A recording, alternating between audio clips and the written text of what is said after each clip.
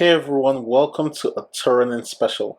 Before we begin, I have to say that if you are a Boruto anime only person or you haven't caught up with the manga, this video will be extremely spoiler heavy for you. So fair warning, if you don't want to find out about certain things that happen in the manga, you might want to skip this video. If you don't mind or you are caught up, let's carry on. In this video, I will be talking about a theory I've been working on since the introduction of Daemon as Ada's little brother. I believe that Boruto's Jougan is the perfect countermeasure against Ada and Daemon's powers and the key to defeating them. To understand how this could potentially work, we need to explore what we know about the Jougan, Chakra, and Yin Release specifically. So what do we know about the Jougan? The Jougan is an Otsutsuki dojutsu. It literally translates to pure eye. It has a similar structure to the Byakugan or Tenseigan in the sense that it has one base color, in this case a light blue hue, which darkens ever so slightly around the pupil. There's also the interesting fact that every Otsutsuki who has seen this dojutsu has referred to it as a very troublesome one to have. The mixed reaction of contempt, reverence, and sometimes worry at seeing Boruto with the Jougan has led many Boruto followers to deduce that this eye might be the most powerful eye to ever exist in the Naruto-Boruto universe. While this is certainly a possibility, we haven't seen enough feats with the Jougan to definitively make that call. However, I have seen enough of its unique abilities to convince me that it could effectively neutralize the advantage Ada and Daemon's powers give Code. So what are the Jougan's abilities?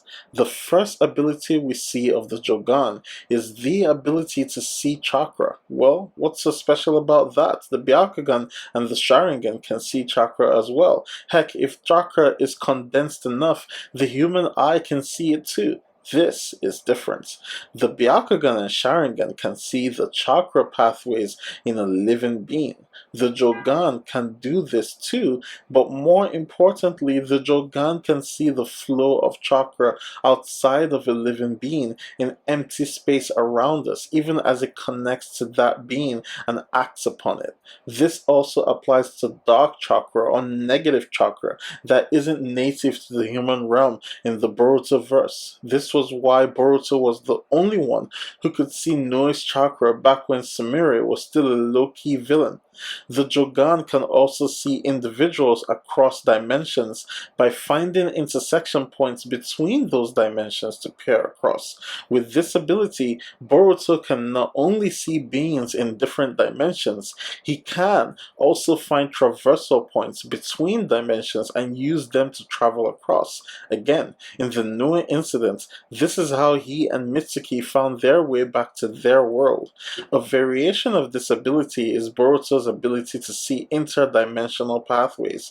This is how he was able to track Urashiki's interdimensional hops and determine his emergence points during their battle with him in the past. Finally, let's talk about seeing chakra pathways. Not only can Boruto see the chakra pathways of a being with the Jougan, he can also see the critical chakra intersection in a being's body. He can see the most vulnerable point to strike. It literally lights up like a Christmas tree for him. This is not just seeing Tenketsu points like the Byakugan. This is seeing the point, the major intersection in the city that everyone knows they don't want an accident to happen in because it would be bad for everybody. The major takeaway I want everyone to get from this is that the Jougan essentially makes Boruto hyper-aware of reality and allows him to easily detect invisible phenomena. One such phenomenon is chakra acting in open space, on an individual, or over an area or region. It is important to hold on to this information because we are moving on to discuss chakra. Throughout the story of Naruto and Naruto Shippuden, the concept of chakra as a connecting force or energy was slowly developed and expounded upon. A popular version of this concept would be Hagoromo's Ninshu teachings and philosophy. This philosophy and its application were carried on by Hagoromo's younger son Asura and his transmigrants, Hashirama and Naruto. Ninshu is essentially what Naruto was doing when he shared his Kyuubi chakra with the entire Shinobi Alliance during the Fourth Great Shinobi War. In Boruto, we are beginning to see this concept applied to more situations. Ninshu is what Naruto is doing now by powering Kawaki's arm with his chakra, yet allowing Kawaki use his own chakra for basic things like movement or his own jutsu. But Ninshu isn't the only form of chakra connection. The more popular version remains ninjutsu. Combat is contact, connection. However you look at it, all projection of chakra, either through ninshu or ninjutsu, will end up in contact with the target or subject of interest of the projector. Depending on the type of chakra being projected, depending on its form and nature, and ultimately on the intent of the projector, that chakra will do something to its intended target. This brings me to Yin Release specifically. Why are we talking about Yin Release here? Because I think it explains how Ada and Daemon Senrigans work. We know that Yin Release and its counterpart Yang Release are forms of nature transformation that exist outside of the basic 5 nature transformations. Yang Release extends the physical aspect of chakra, and most techniques involving Yang Release are physically, as in matter in physics, based and have a profound control or effect on the matter around them. If that matter is even remotely organic, it can imbue or revitalize it with life energy. That is why Naruto's Kurama mode causes wooden objects to bloom into trees.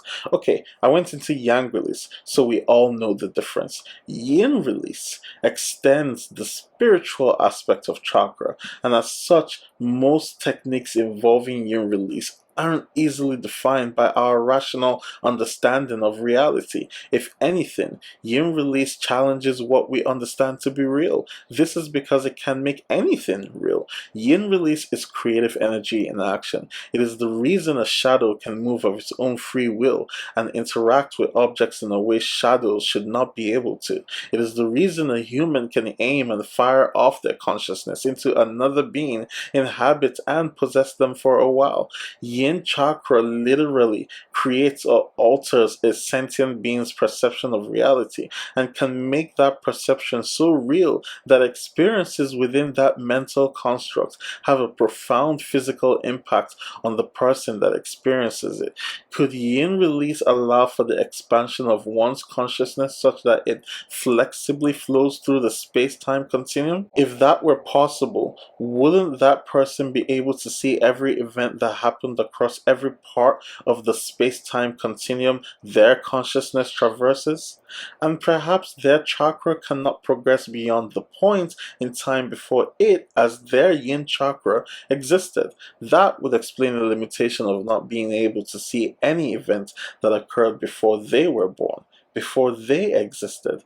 And what about the ability to briefly peer into the future and thus bring it about before it would have happened, but with a few modifications? For example, could Yin Release not allow someone with the appropriate bloodline limits see into the future, see that an enemy intended to shoot them in the head, and take that one action, bring it into their present, and rewrite reality such that the enemy was the one being shot in the head instead? Do you see how Yin Release could potentially explain the powers of the Senrigan? It wouldn't be far-fetched at all. The Uchiha with their Sharingan were known to gravitate towards Yin Release. Yin Release could also be what Senrigan users gravitate towards. Now let's tie it all together. If the Senrigan is a dojutsu, then it is most likely a naturally occurring bloodline limit that uses chakra for its powers to work. In this case, my suspicion is that it uses Yin Release. Chakra in action is essentially chakra in motion. All jutsu is the effect of chakra on something. In essence, for me to annihilate you or heal you, my chakra, in whatever state I have chosen, has to touch you. I must connect with you.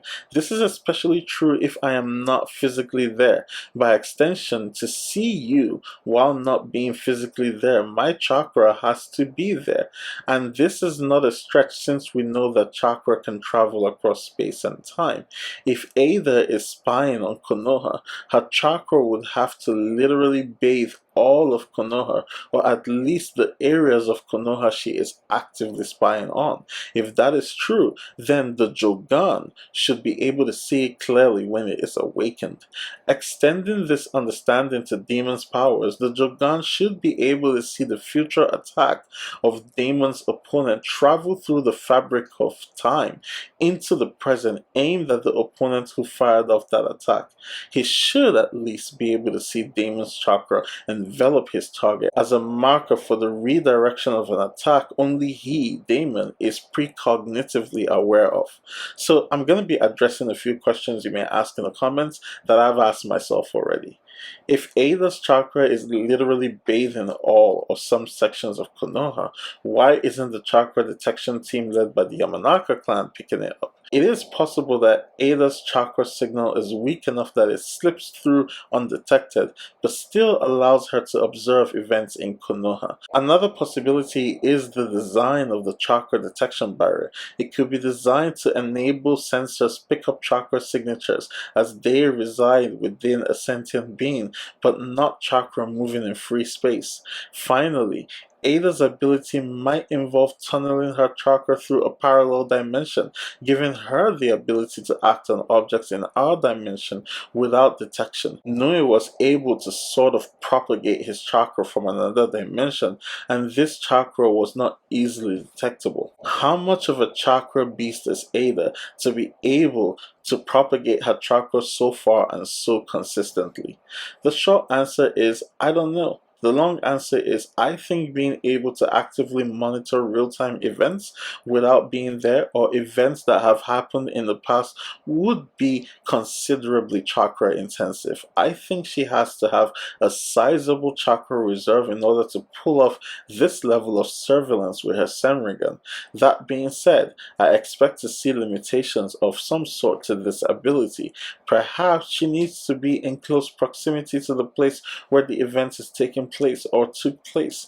Perhaps she can only continuously monitor for an uninterrupted period of 12 hours and then she has to recover. We say Ada's powers are broken. What if chakra as a Naruto Boruto concept was broken all along? Okay, this is more like my question to you. And I'm not saying this in a negative way because I actually love the chakra concept in Naruto and Boruto. The point I'm trying to make is chakra has always been depicted as this energy that can flow within living beings, through space, and really through the space-time fabric of reality.